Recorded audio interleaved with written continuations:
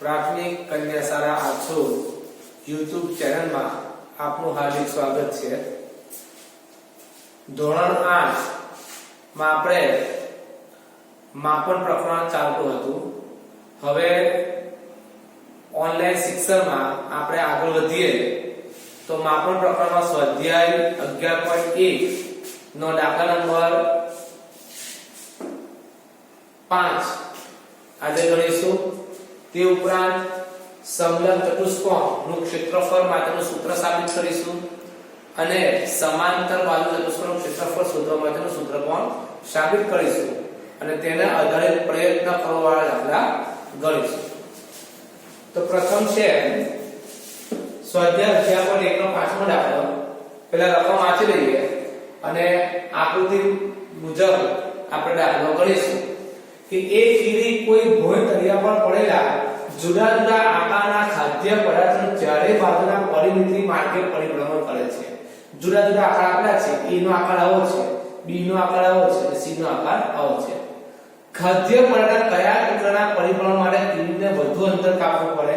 યાદ રાખો, વર્તુળના પરિઘનું સૂત્ર આપ્યું છે 2πr, જ્યાં r એ વર્તુળની ત્રિજ્યા છે। તો પ્રથમ આપણે એવું વિચારીએ કે ડાયરેક્ટ કીડી જે છે અહીંયાથી સ્ટાર્ટ થઈ હશે અને આ પ્રમાણે અર્ધવર્તુળ ફરી અને અહીંયા ફરી પાછા આવી જશે। આ એનું પરિમિતિ થઈ ગઈ, બરાબર। એના b ની વાત કરીએ તો b માં પણ અહીંથી સ્ટાર્ટ થાય, બરાબર। તો આ પ્રમાણે ફરી અને ફરી પાછા મૂળ સ્થિતિમાં આવે। તો આ જેટલું કોઈ ચાલુ છે તેનું અંતર આપણે શોધવાનું છે। એવી રીતે અહીંયા c આકૃતિમાં કે અહીંયાથી સ્ટાર્ટ કરે તો આ પ્રમાણે અહીંયા સુધી આવતા એટલે કેટલું અંતર લાગે છે એ ત્રણે ક્રમમાં જોવાનું છે અને સૌથી વધુ અંતર કાપવું કઈ આકૃતિમાં પડે છે? A માં, B માં કે C માં? ત્રણે ત્રણની આકૃતિ દોરી અને આપણે સમજીશું। જો સૌપ્રથમ આપણે A ની વાત કરીએ। A ની આકૃતિ આપી છે,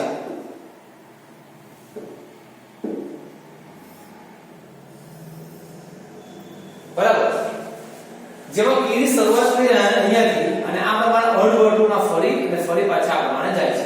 અહીંયા જો એને માપ આપેલું છે વ્યાસનું 2.8 આટલો વ્યાસ છે, 2.8 વ્યાસ છે અને આ જે છે એ અર્ધવર્તુળનું પરિઘ છે। અર્ધવર્તુળ વર્તુળના પરિઘનું સૂત્ર આપેલું છે 2πr। હવે જો એ ધ્યાન આપીએ, વર્તુળના પરિઘનું સૂત્ર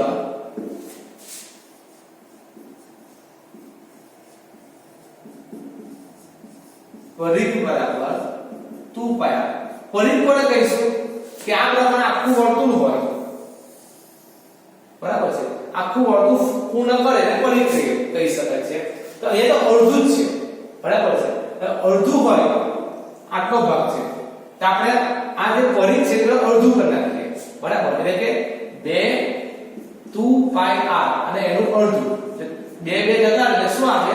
પાઈ। એટલે અર્ધવર્તુળનું જે પરિઘ છે એનો આવશે સૂત્ર પાઈ r, બરાબર। હવે આટલાનું સૂત્ર આવશે પાઈ r, બરાબર। અને બાકીનું જે વધેલું છે આટલા સૂત્ર પાઈ r અને બાકીનું જે વધેલું છે તે છે વ્યાસ। એટલે આકૃતિ જે છે એ આકૃતિની પરિમિતિ બરાબર અર્ધવર્તુળ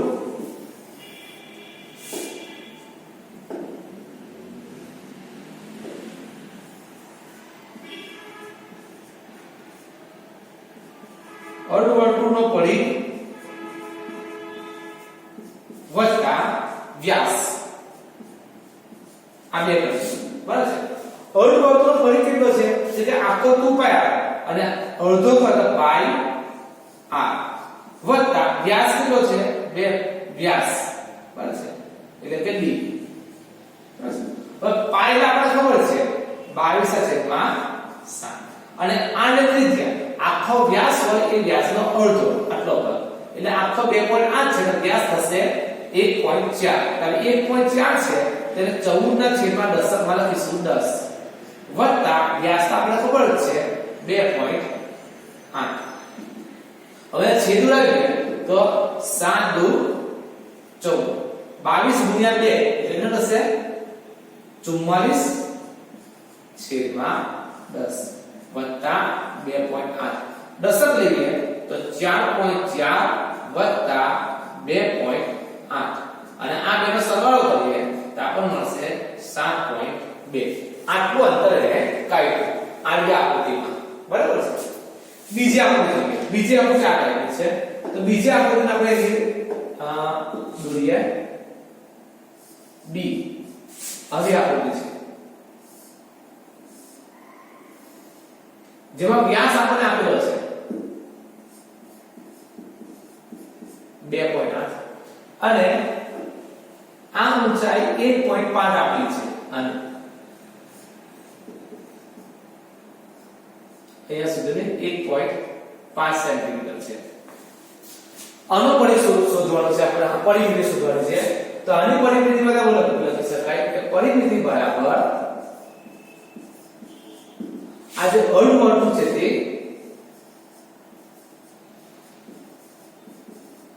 અર્ધવર્તુળ વત્તા બાકીનું જે ચોરસ જે આકાર છે આ 1.5 છે, આ પણ 1.5 છે, એ સમસમ સરખું. આ 2.8 છે તો આ પણ 2.8 છે. વત્તા આપણે લખી શકીએ 1.5 વત્તા 1.5 વત્તા 2.8. આ 1.5 આ 1.5 ના 2.8. હવે અર્ધવર્તુળ નું પરિઘ એનું સૂત્ર આપણે એ શીખ્યા ત્યારે કે પાઈ r વત્તા આ 1.5 તો આ ત્રણ સરળ કરે 1.5 1.5 2.8 એટલે 18 4 5 5.8 એટલે આનો સરળ થશે 5.8. તો આ ત્રણ લઈ લીધો આપણે. આ ભાગ પર લઈ લીધો 1.5 2.8 અને 1.5 એટલે એનું 5.8. હવે ફક્ત આપણે આટલું શોધવાનું છે અર્ધવર્તુળ. આ પાઈ r માં ખબર પડી જશે. 22/7 અને r એટલે ત્રિજ્યા. ત્રિજ્યા કેટલી છે 1.4 એટલે 14/10 વત્તા આનું જે 5.8 કહેવાને 7 × 14 22 / 44/10 વત્તા 5.8 તો દશક લઈ લઈએ તો 4.4 વત્તા 5.8 બરાબર. એટલે આપણે સરળ કરીશું આપણે તો 10.2 થશે. બરાબર.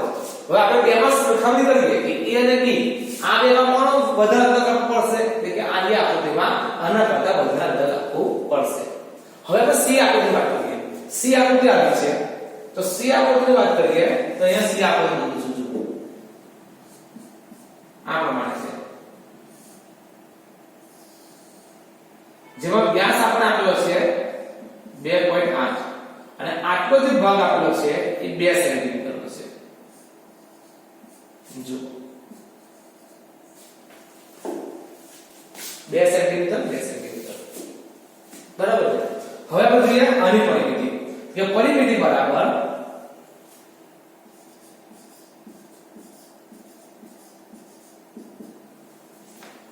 અર્ધવર્તુળ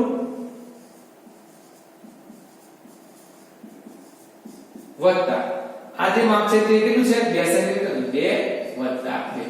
અર્ધવર્તુળનું માપ કેટલું અર્ધવર્તુળ પરિઘનું માપ કેટલું હતું તો 3 માં આપણે જોયું. અહીંયા પણ જોયું અર્ધવર્તુળના પરિઘનું 4.4 આપેલું. અહીંયા પણ અર્ધવર્તુળ પરિઘનું 4.4 છે. તો આપણે શું લખીશું 2.8 છે એને વ્યાસ એટલે 4.4 વત્તા 2 ને 2 4 અને આ બેનો સરવાળો આપણે કરીશું તો આપણે મળશે 8.4 બરાબર છે. એટલે આ જે આકૃતિ છે એમાં આપણો મળ્યું છે 8.4 બરાબર છે. આ જે એ આકૃતિ છે એમાં 7.2 અને બી આકૃતિ છે એમાં 10.2 અંતર આપણને મળ્યું સેન્ટીમીટર. એટલે કીરીને ત્રણ આકૃતિમાંથી કઈ આકૃતિમાં સૌથી વધારે અંતર કાપવું પડશે કે બી આકૃતિમાં 10.2 જેટલું અંતર કાપવું પડશે. આ પ્રમાણે આપણે આ જે દાખલો છે એને નોટબુકમાં નોટ કરી લઈશું પોસ્ટ કરીને. હવે સમલંબ ચતુષ્કોણનું ક્ષેત્રફળ પહેલા આપણે સમજીએ. મોડિફિકેશન કરીએ અને ફેરફાર કરીએ અને અહીંયા આપણે લીધું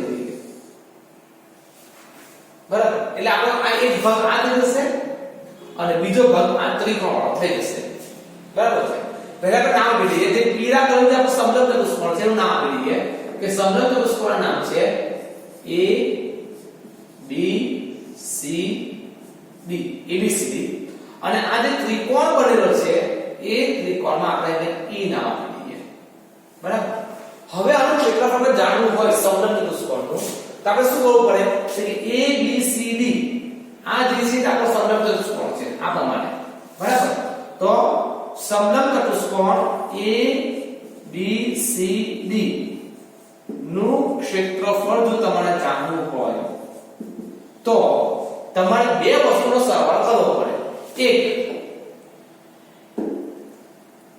આ જે ભાગ છે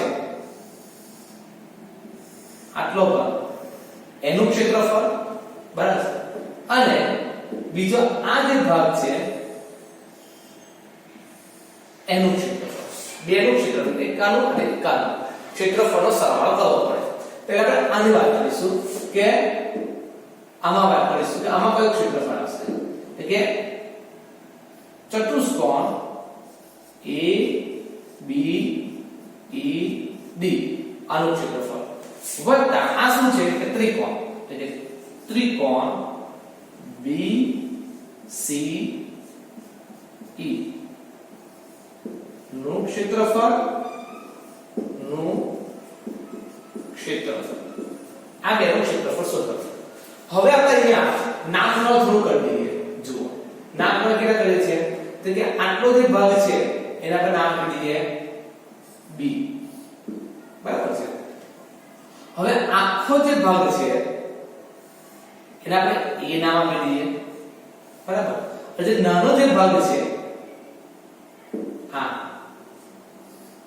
એને C નામ આપી દો સ્મોલ c અને આટલો બધો ભાગ છે એને સ્મોલ d નામ આપી દઈએ અને આ જે ભાગ છે એને h નામ આપી દઈએ બરાબર છે હવે સમજો ક્ષેત્રફળ શોધવાનું છે A B C D સમલંબ ચતુષ્કોણ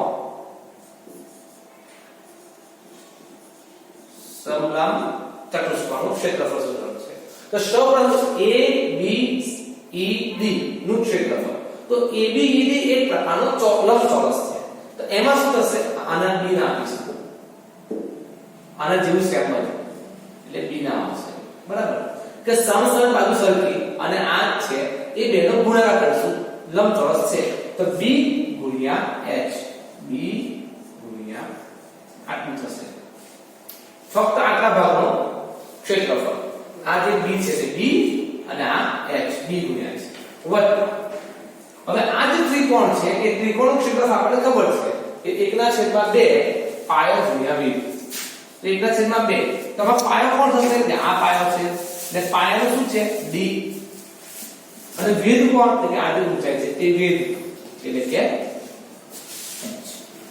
બરાબર હવે આપણે આ બંનેમાં જોઈએ તો કે આ બંનેમાં h અહીંયા પણ છે h અહીંયા પણ છે એટલે h સામાન્ય નીકળશે બસ તે સિવાય બીજું શું વધશે તે આપણે કૌંસમાં લખીએ તો અહીંયાથી h નીકળી ગયો છે b વધશે વત્તા 1/2 છે એટલે 2 આપણે નીચે લઈ લઈએ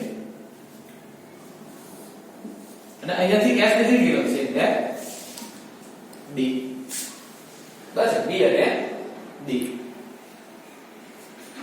બરાબર તો આ પ્રમાણે ઊંચાઈ કૌંસમાં સમાંતર બાજુનો સરવાળો છેદમાં 2 અને આ સૂત્રનો ઉપયોગ કરી અને આપણે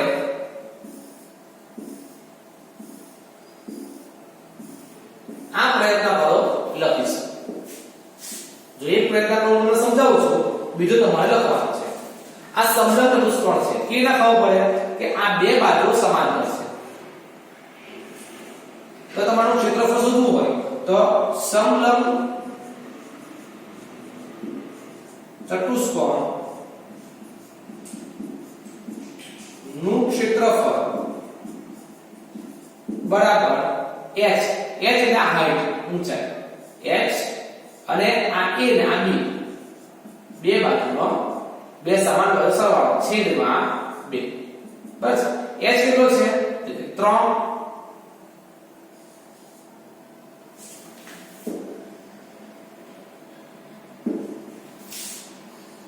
3 અને એ બી કેટલા છે 7 + 9 છેદમાં 2 7 ને 9 16 એટલે કે 3 × 16 છેદમાં 2 8 × 16 અને 8 તારી 24 આનું ક્ષેત્રફળ 24 સેન્ટીમીટર નો વર્ગ આવું સૂત્ર થશે ટૂંકમાં સૂત્રમાં આપણે જે લખવાનું છે કે બે સમાંતર બાજુ જે છે એ બે નો સરવાળો કરવાનો અને એનો ગુણાકાર x સાથે ઊંચાઈ સાથે કરવાનો અને એને 2 વડે ભાગવાના છે સેમ અહીંયા તમારે આગળ લખવાનું દાખલા બંને કે બે સમાંતર બાજુનો સરવાળો કરવાનો છે 10/15 અને એનો ગુણાકાર x સાથે કરવાનો છે એટલે 15 × 90 અને એને 2 વડે ભાગવાના છે એટલે આનો જવાબ 45 સેન્ટીમીટર નો વર્ગ આવશે બરાબર છે તો આ સૂત્ર આપણે લખી લઈશું કે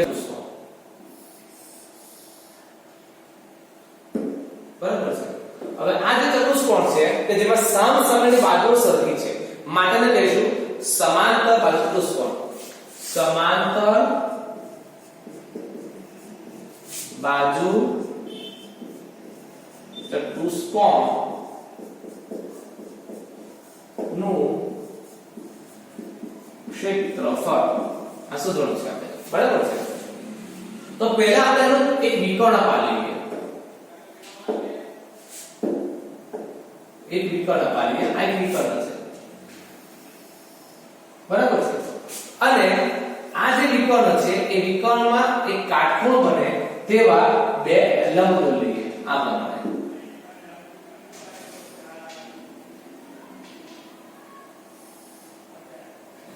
બરાબર છે અને નામ લઈએ કે આખો નામ લઈએ કે નામ A B C D છે બરાબર છે અને આ જે વિકર્ણ છે BC એને તમે એક નામ લઈએ કે D છે બરાબર અને આ જે છે એ H1 છે અને આ છે તે H2 છે બરાબર આ પ્રમાણે આપણે જોયું H1 H2 અને આપણા D નામ વિકર્ણ આપેલું છે બરાબર છે ઓકે હવે અહીંયા આપણે સમાંતર ચતુષ્કોણ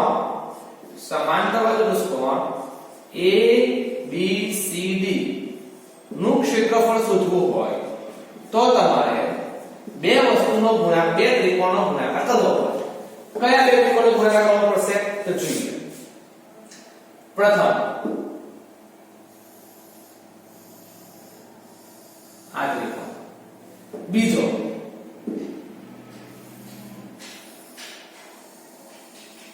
આ બે ત્રિકોણો ના ક્ષેત્રફળનો સરવાળો કરવો પડે તો પહેલું લખી લઈએ કે ત્રિકોણ ABD નું ક્ષેત્રફળ વત્તા બીજું કયું ત્રિકોણ લઈએ DCB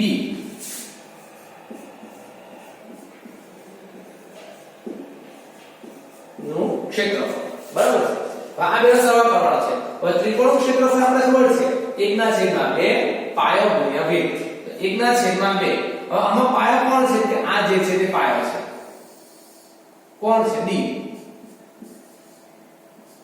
ગુણ્યા વેગ કોણ આ H1 વત્તા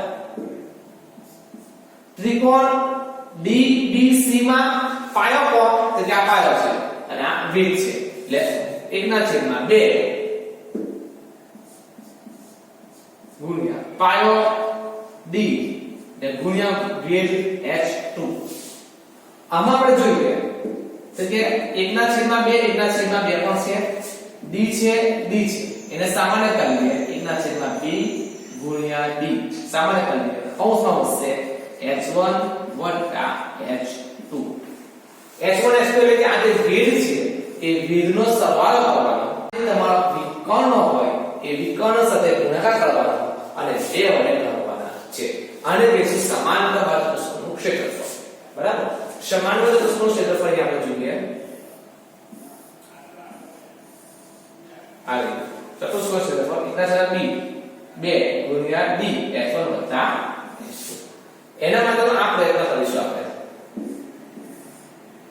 આગળ જો આ પ્રશ્ન આપણે છે એને આપણે જોઈએ કે આમાં ચતુષ્કોણ ક્ષેત્રફળ શોધવાનું છે તો આપણે આમાં લખી શકાય કે બરાબર 1/2.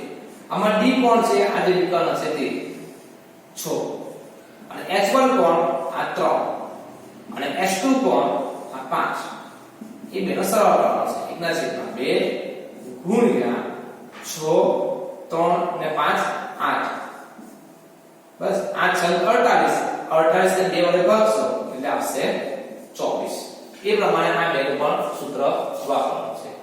તો વિદ્યાર્થી મિત્રો આજે આપણે શું ભણેલા છે તેની આપણે વાત કરી લઈએ કે આજે આપણે બે મહત્વના સૂત્રો ભણ્યા કે પહેલું એક સૂત્ર ભણ્યા કે સમલંબ ચતુષ્કોણનું ક્ષેત્રફળ સમલંબ ચતુષ્કોણ નું ક્ષેત્રફળ બરાબર ઊંચાઈ કૌંસમાં ગુણાકાર શબ્દ છે સમાંતર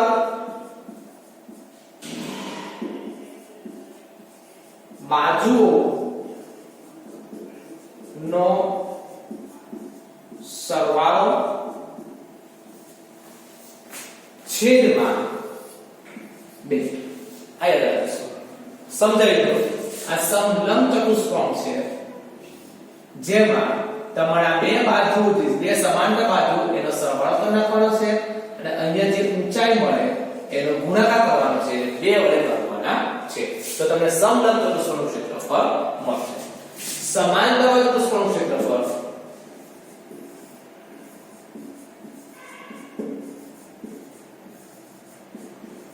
બાજુ ચતુષ્કોણ નું ક્ષેત્રફળ બરાબર 1/2 ગુણ્યા d ગુણ્યા કૌંસમાં s1 વત્તા s2. એ પણ સમજાવી દઈએ કે સમાંતર ચતુષ્કોણ આ પ્રમાણે હોય છે જેમાં તમારે આ પ્રમાણે એક વિકર્ણ લઈ લેવાનું છે બરાબર અને આ પ્રમાણે બે ભેદ લઈ લેવાના છે બરાબર અને તમારે શું કરવાનું છે કે 1/2 આ જે પીળા કલર છે એ તમારો વિકર્ણ AD છે બરાબર અને આ h1 અને h2 આ બેનો સરવાળો કરવાનો છે વિકર્ણ સાથે ગુણાકાર કરવાનો છે અને 2 વડે આપણે લખવાનું છે. તો આજે આપણે બે સૂત્રો જોયા તેના આધારે બે પ્રયત્ન કરવાના દાખલા જે છે તે તમારા હોમવર્કમાં લખવાના છે. ઓકે તો